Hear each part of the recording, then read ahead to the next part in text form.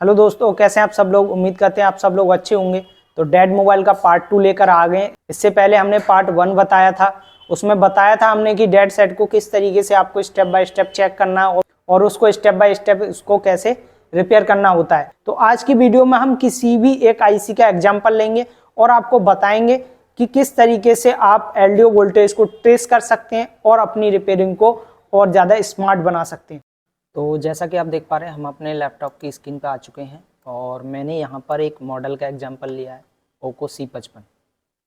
चाहे मॉडल कोई भी हो, अगर आपके पास में वो डेड कंडीशन में आता है तो किस तरीके से आपको उसको रिपेयर करना है, किस तरीके से आपको स्टेप बाय स्टेप चेक करना है, सारा कुछ इस वीडियो में आपको मिलने वाला है।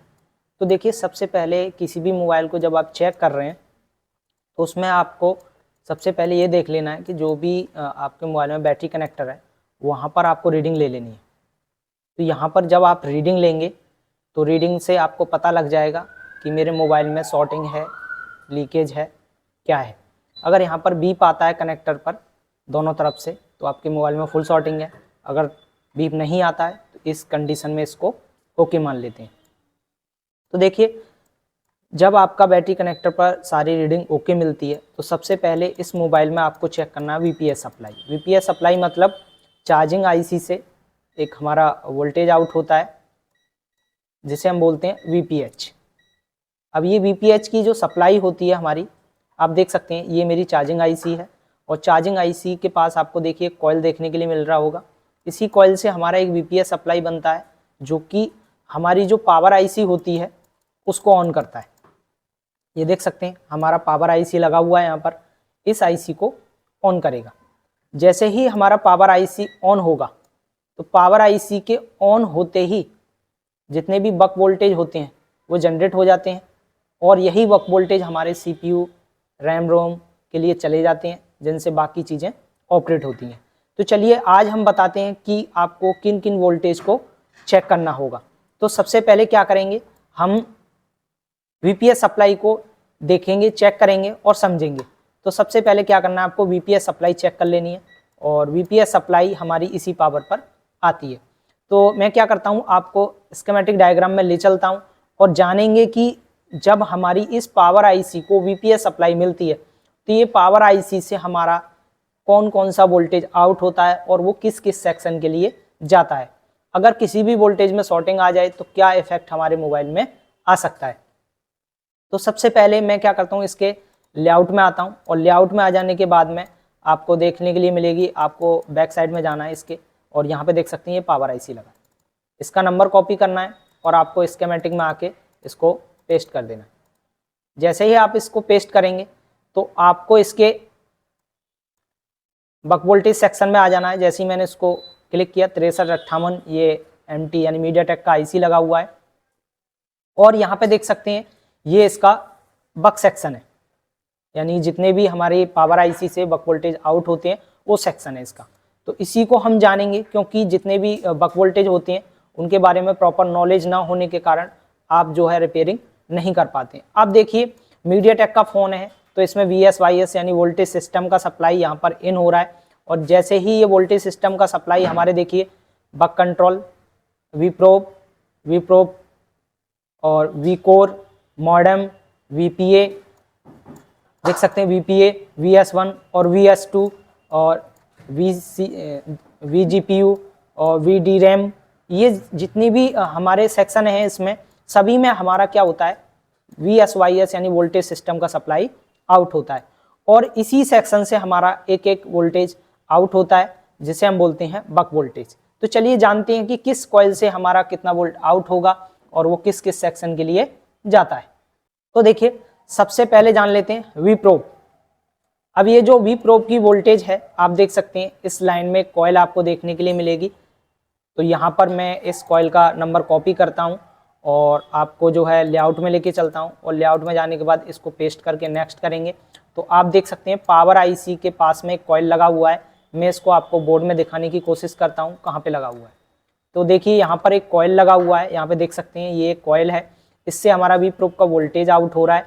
और देखिए ये जो वोल्टेज है आपको मैं इसको बिटमैप के जरिए से भी समझाने की कोशिश करता हूँ। तो देखिए ये एक बिटमैप है तो आप देखिए जैसे ही मैं इस कॉइल पर क्लिक करता हूँ तो ये सिरा हमारा इन 3 बॉल से अटैच होता है और इससे हमारा जो वी प्रोब का जो सप्लाई होता है, जो हमारा यहाँ से देखिए कॉइल से आउट होगा। और आप देख सकते हैं ये कैपेसिटर लगे हुए हैं, मैं बोर्ड में आपको दिखाता हूँ ये कहाँ पे लगे हुए हैं। तो देखिए यहाँ से सप्लाई आउट हुई और देखिए इन कैपेसिटर पर आती है, कैपेसिटर से सप्लाई हमारा फिल्टर होता है। तो यहाँ पे देखिए ये सप्लाई यहाँ से फिल्टर होने के बाद में कुछ कैपेसिटर और लगे हुए हैं, तो यहाँ से आउट होता है और हमारा जो CPU होता है यानी प्रोसेसर होता है उस प्रोसेसर के लिए आ जाता है।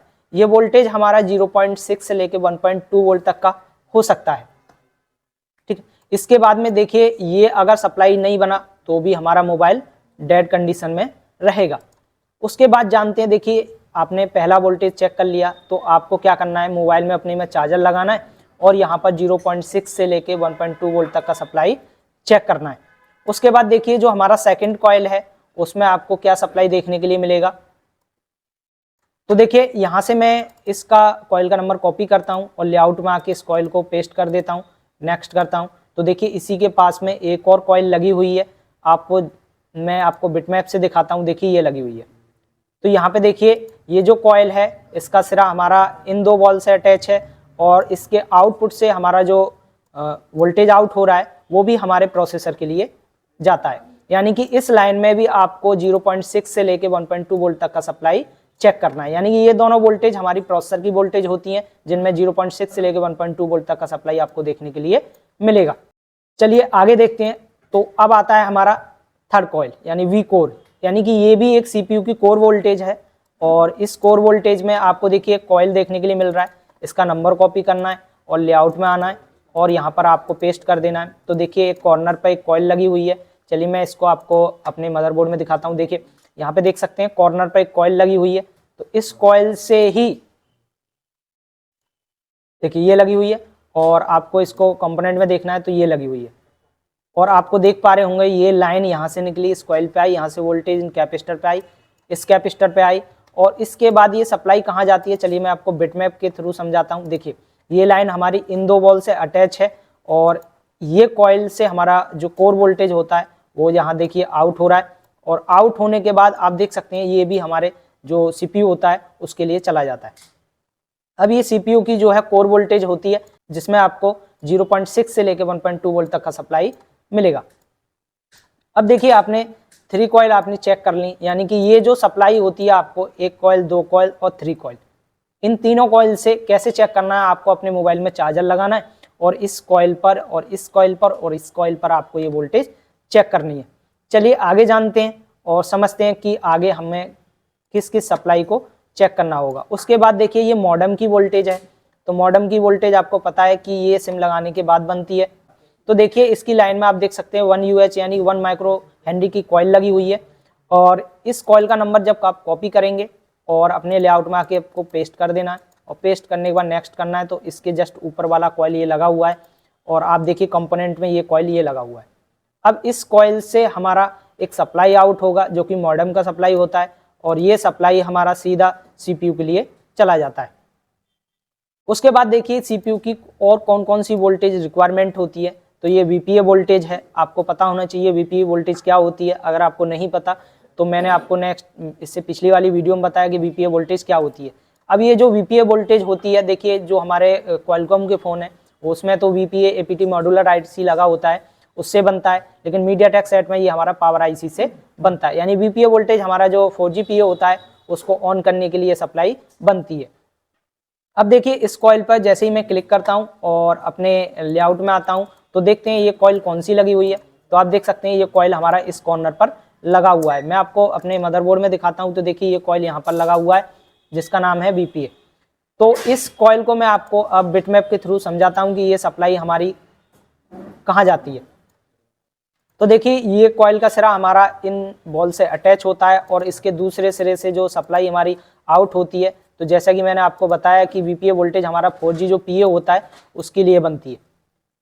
तो देख सकते हैं ये हमारा 4G PA है। चलिए मैं इसको आपको अपने मोबाइल में दिखाता हूँ। देखिए ये हमारा 4G PA लगा हुआ है इधर।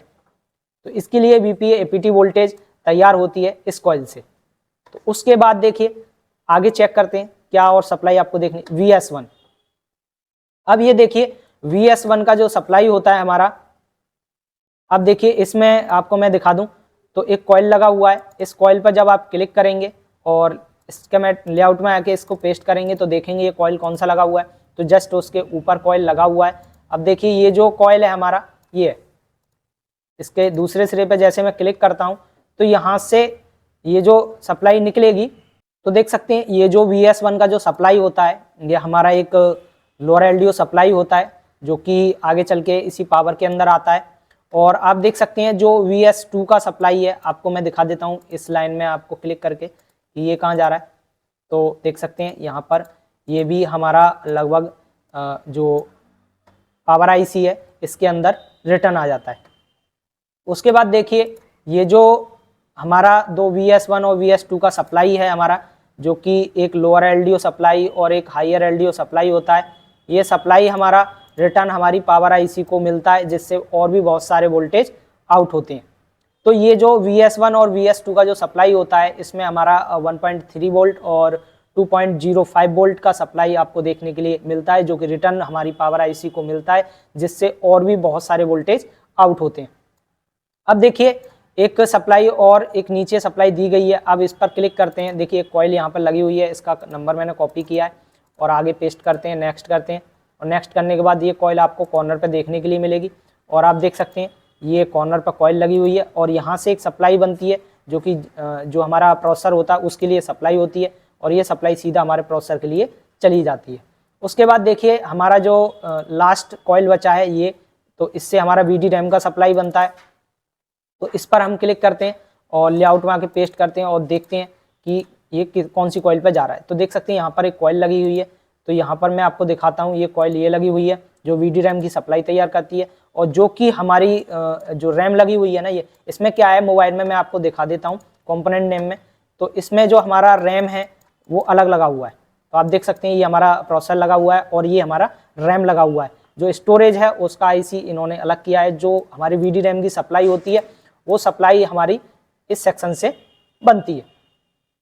अब देखिए आपको जो है जितनी भी कॉइल हमारी इसके आजू बाजू में लगी होती हैं पावर IC के आजू बाजू में, आप देख सकते हैं यहाँ पर आप देख सकते हैं सारी कॉइल को मैंने आपको एक्सप्लेन कर दिया है कि इसमें से कुछ कॉइल होती हैं जो कि CPU के लिए वोल्टेज तैयार करती हैं और एक कॉइल हमारी VPA वोल्टेज तैयार करती है, एक कॉइल मॉडेम की सप्लाई तैयार करती है और एक हमारा VDRAM का सप्लाई तैयार होता है। और दो कॉइल इनमें से हमारा एक लोअर LDO और एक हायर LDO का सप्लाई तैयार करता है। अब देखिए जो हमारा प्रोसेसर के लिए वोल्टेज जाता है वो तो होता है हमारे 0.6 वोल्ट से लेके 1.2 वोल्ट तक का सप्लाई, और जो हमारा लोअर LDO होता है वो हमारा 1.3 वोल्ट का होता है और जो हमारा हायर LDO होता है वो हमारा 2.05 वोल्ट का होता है। तो आपको क्या करना है कि आप अपने मोबाइल में चार्जर लगाइए और चार्जिंग लगाते ही ये जो सप्लाई होती है इनमें से कुछ सप्लाई हमारी बन जाती है। जैसे हमारी जो प्रोसेसर की वोल्टेज होती है रिक्वायरमेंट वोल्टेज वो सारी बन जाएंगी, जो हमारा लोअर LDO होता है वो बन जाएगा और जो हमारा हायर LDO का सप्लाई होता है वो आपको देखने के लिए मिलेगा। अब ये जितनी भी ये सप्लाई जब बन जाती है ना, तो होता क्या है कि यहाँ से ये सप्लाई बन के हमारे अलग अलग सेक्शन के लिए चली जाती हैं और अपना वर्क स्टार्ट कर देती हैं। देखिए जब हमारा हायर LDO और लोअर LDO इस पावर IC के अंदर इन होगा तो पावर IC से बहुत सारे जो हमारे LDO वोल्टेज होते हैं वो आउट होंगे। अब देखिए मैं एक ही वीडियो में LDO वोल्टेज को समझाने बैठूंगा तो वीडियो बहुत लंबा हो जाएगा, तो LDO वीडियो यानी कि इसका नेक्स्ट पार्ट आपको जो है नेक्स्ट वीडियो में देखने के लिए मिलेगा कि जो हमारा इस पावर IC से जो हमारा LDO वोल्टेज बनता है वो हमारा किस किस सेक्शन के लिए जाता है। जैसे मैं अभी आपको दिखा देता हूं कि ये हमारा जो LDO वोल्टेज होता है, जैसे मैं VS1 पर क्लिक करता हूं और VS1 पर जैसे ही मैं क्लिक करूंगा तो आपको मैं दिखा देता हूं, यहाँ पे देखिए ये इसका LDO डिपार्टमेंट है। LDO डिपार्टमेंट मतलब जो हमारा लोअर LDO हायर LDO की जो सप्लाई होती हैं वो यहाँ से बनती हैं और यहाँ से ये सप्लाई बन के हमारे अलग अलग सेक्शन के लिए चली जाती हैं। कोई हमारी पावर IC के लिए जा रहा है, कोई हमारा जो सिम के लिए जा रहा है, कोई नेटवर्क सेक्शन के लिए जा रहा है, कोई SDR के लिए जा रहा है, तो कोई रैम के लिए जा रहा है। तो कौन सा वोल्टेज किस सेक्शन को ऑपरेट करता है उसके ऊपर नेक्स्ट वीडियो आपको देखने के लिए मिलेगा। तो इस वीडियो से आपको थोड़ा बहुत हेल्प मिला होगा, तो आपको नेक्स्ट वीडियो का इंतजार करना है और उसमें देखने के लिए मिलेगा कि एलडीओ डिपार्टमेंट किस तरीके से काम करता है और इसमें कौन कौन सा हमारा इनपुट वोल्टेज आता है।